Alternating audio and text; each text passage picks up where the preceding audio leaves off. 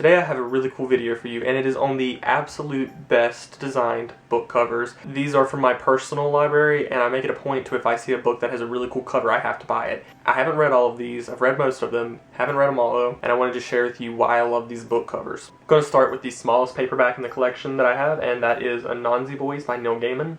I think this is a really cool cover because it's got sort of a silver spider web, which has a lot to do with the story, and it's also got really cool silhouette down here at the bottom. You've got this back cover with Neil Gaiman, the author, on it. That's not as impressive, of course, as the front cover, but this was one of those books that really caught my eye, and I'm glad it did because I enjoyed the story too. The next book cover is The Suicide Shop by Jean Chile. The book has a really cool plot, but that aside, this is a very terse cover. It just gets your attention automatically. As soon as you see it, whether you like the subject matter or not, it gets your attention, and you have to admit that. It's pretty cool. The back cover is not as cool, but it does have some sort of allusions to the story itself. Overall, I like the color scheme. It's just different, and I think that's why I like it. Next is Miss Peregrine's Home for Peculiar Children by Ransom Riggs. You have to admit that the photos are what really bring this entire story together, and they're pretty cool. As far as the back cover, you get some more of those really neat, creepy, vintage photographs, but the front cover is what really, I think, made this such a popular book and really got such an audience for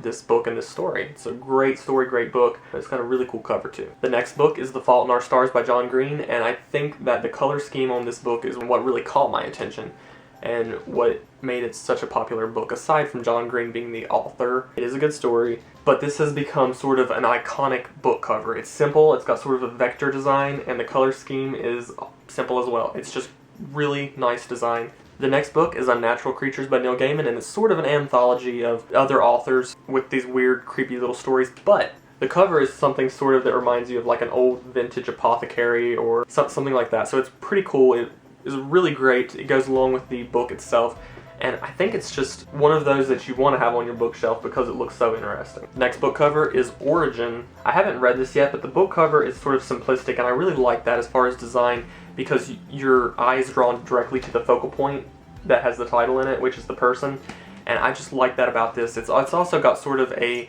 3D texture where you can feel the plants and things on the front cover. That's pretty cool.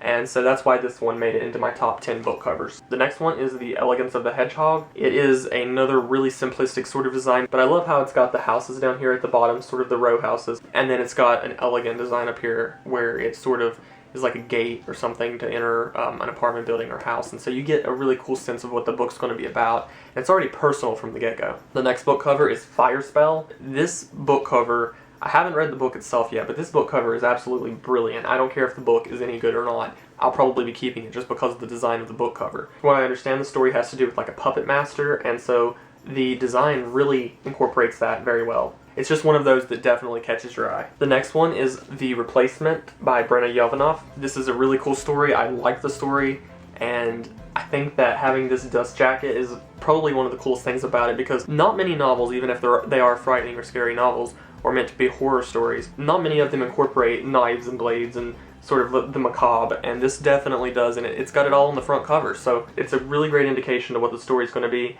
And I think book covers should really reflect the story, and this one definitely does. And last but definitely not least, I've been saving this one for you guys because it is my favorite. It is I Capture the Castle by Dodie Smith, and this is the Vintage Classics edition.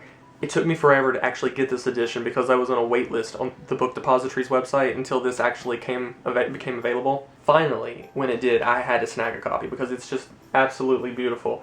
Look at that design. It's got a really cool watercolor, like vector look to it. And what's also cool is even though it's thick, I think that adds to the overall design of the book, but even though it's thick, the words are very readable. It's not one of those that you're going to get and spend a year finishing. I just started it recently, and I'm already about a quarter of the way through. It's just a really good book, but the cover is brilliant, and it's timeless. It really is. Those are my top 10 book covers of all time. Who's to say if in the future I won't find more books that have cooler designs, but for the time being, I really love the designs of those books. If you'd like to purchase any of these books, be sure to check out the link in the description. You can get any of them at the Book Depository, especially those cool editions like I showed you with these beautiful, brilliant covers. But clicking the link in the description will be using my affiliate link, and a percentage of your shopping will go towards the show. So, hope you enjoyed this video. I hope you enjoyed this video, and hopefully I gave you some cool ideas for some books to read and some definitely brilliant book covers. As always, keep living the analog life.